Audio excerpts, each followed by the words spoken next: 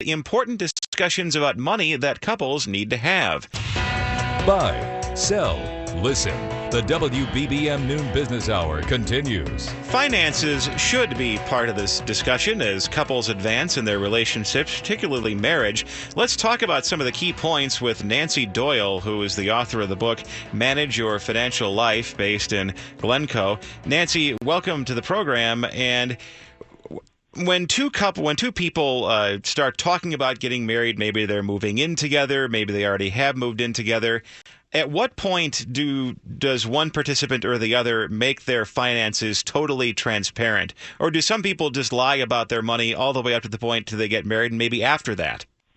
Well, I certainly don't recommend the latter. And I think addressing finances is important before you make a life transition. And I think two important words to keep in mind are communication and organization.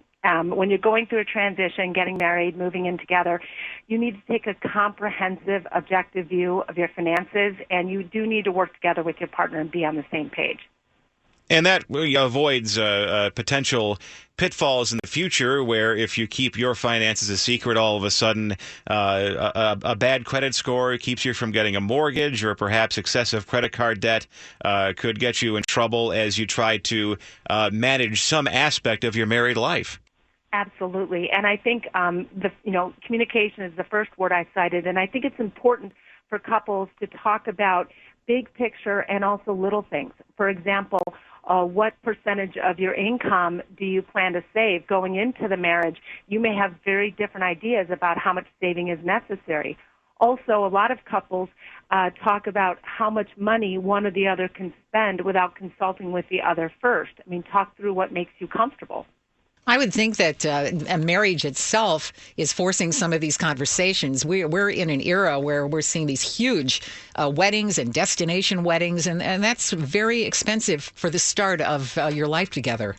I agree. And I think that, starting your married life together with large credit card bills is just not the way to start. And I often say, you don't have to furnish your home all at once. You don't need to start with a huge bill from your wedding. It's just not the way to begin your life together.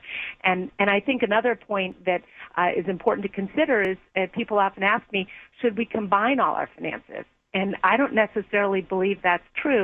I think it's important before you get married especially to sit down and make a list of all of your accounts, your assets, and your debts.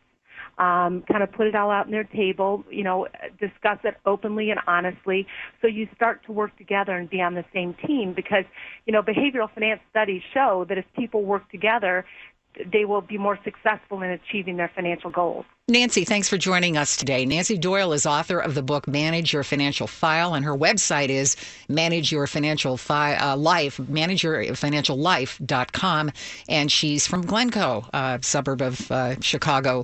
Join us later at this time.